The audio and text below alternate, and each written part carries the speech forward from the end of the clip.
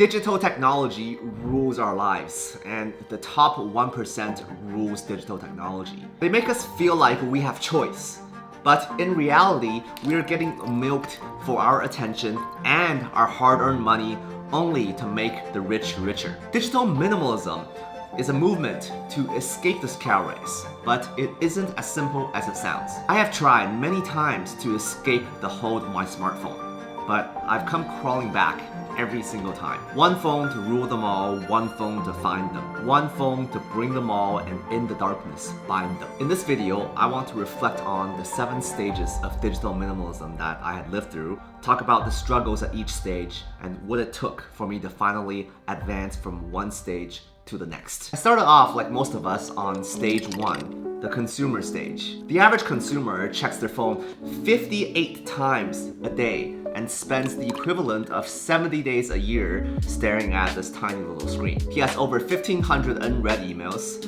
99 unread messages, and red badges on just about every app on his phone. The consumer is a degenerate. He's almost proud of how much activity he has going on in his life, but deep down there's this tinge of dissatisfaction, a sense that life is slowly spiraling out of control, an intuitive suspicion backed by health experts that spending more than 2 hours a day glued to our phones is detrimental to our long-term health. Fortunately, getting off of stage 1 is as simple as realizing that you are on it. Once you become aware of your enemies, you then have the choice of attacking them. Stage 2 is the fighter stage. A good fighter needs a good weapon, not this. The digital minimalist's weapon of choice is the folder. Smart Categories on Gmail does a good job of this, automatically grouping your emails into social, updates, promotions, and forums. It makes it much easier to achieve the fabled inbox zero. Every day I would wake up, scan through the folders,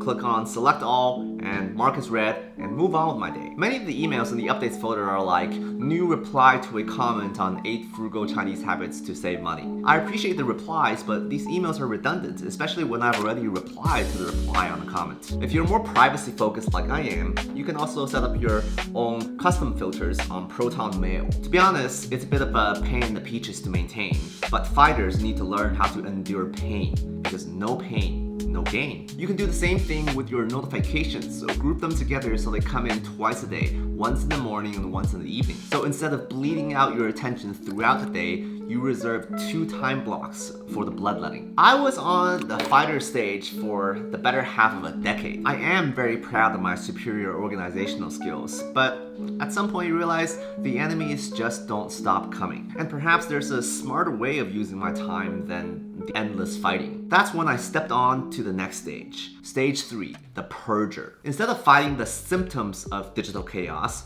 we can weed them out at the root. Last year, I went on a subscription purge. Every time an email come in, I clicked on unsubscribe. Some companies respected my choice, others kept sending me emails anyways. This one coffee brand sent me a "we miss you" email after I unsubscribed. I marked it as spam. Over the month, the noise dropped, and I stopped spending energy on emails I never read anyways. I also deleted apps like TikTok, Instagram, and Facebook off my phone. This also does unfortunately mean you stop seeing the DMs. But I wanted to test the theory that if people truly cared about me, they would call me on the phone. After a month, when I realized nobody called me, I started to feel a little lonely, so I logged back into my accounts on my laptop and I started messaging people. I'm trying to purge digital chaos, not to purge my friends. People are lazy, and I forgive them. If you want people to initiate, you yourself have to initiate twice as often. Keeping apps deleted off your phone takes a lot of discipline, and it can be downright inconvenient sometimes when you're just trying to do something quick. So this purger stage is often as far as people get before they voluntarily step back down to the fighter stage. It's completely normal to oscillate between the 2 stages for many years.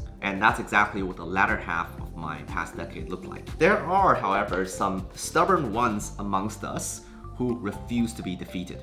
Those are the people who ascend to stage 4. Stage 4 is when you decide the only way to win is not to play. There are many names for stage 4. Digital detox, monk mode, locked in, off the grid, In practice, it's taking the purger to an extreme. You delete your social media accounts. You delete the smartphone itself. Many young people who don't have the patience to live through stages 2 and 3 skip ahead to stage 4. They started a movement to go back to using a flip phone, and they realized how their days were just so much longer and more full. I have experimented with stage 4 myself in the form of a vacation where I don't have access to internet. There was nothing to do except to settle down with your own thoughts and ask yourself, what do I really want out of my life? When I come back from those vacations, I always feel rejuvenated and more excited than ever to return to my normal life. Whenever I return to my normal life, I have a choice now. I can either go back to the fighting and the purging, or I can make a change. When you decide to make a change, that's when you enter stage 5. The designer stage. The designer is someone who plans for what comes after. I was already very good at fighting and purging. In fact, if you look at my data, I've cut down my screen time by 50%. Instead of spending 4 hours on my phone each day, I've been spending 2 hours. Even though it's not 0, this still means I have 14 extra hours each week at my disposal. If I don't start using those 14 hours intentionally, I am doomed to get bored and eventually go back to my old habits. But as a designer, I planned out a new life. I signed up for a weekly pottery class, and I signed up for weekly personal training sessions. I bought a few books I've been meaning to read, and I put it right by my bedside table. The designer finds ways to create accountability and sets up the environment so that it's easy to live a digitally minimalist life. Once you've designed what your digital minimalist life is going to look like, the next stage is to manifest it. Every stage up to this point has been about minimizing the use of digital in our lives. But now, we are ready to start using digital again.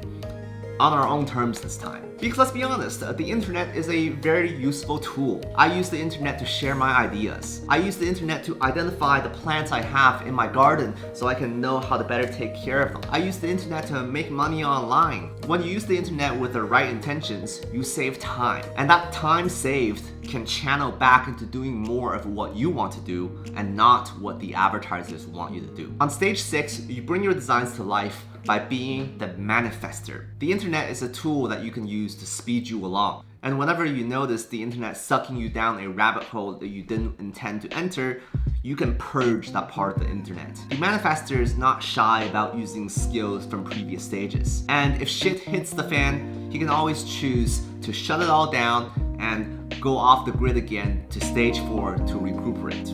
Finally, we enter stage 7. The most exciting stage of them all. With any endeavor in life, there are parts you enjoy doing and parts that feel like a chore. Instead of grinding through the chores, what if technology can do the grinding for you so you can do the parts that you enjoy and still achieve the same goal? Take for example my email inbox. I've been checking my inbox on a daily basis since its inception in the 1990s. I'm not doing this because my goal in life is to have 0 unread emails. I'm doing this because sometimes important information ends up in my inbox and the only way for me to find out is to check it. But what if somebody could check my email for me and tell me if I missed anything important? This kind of service used to be reserved for high-level corporate executives who can afford to pay executive assistants a 5 to 6 figure salary. But now you can pay an AI agent $20 a month to do this for you. It's not just managing your inbox. I've sent AI agents out to the library. I said I wanted to read more books about how to manage my personal finance, and it came back with Ramit Sethi's I Will Teach You to Be Rich. The best part about AI agents is that it can do these tasks in the background. You don't have to sit there just staring at the screen. You can go play with your dog in the yard for 20 minutes and come back to your computer and it will have all the information you need presented to you. On stage 7, you are the leader, the CEO, with an army of digital agents doing your tasks for you so you can focus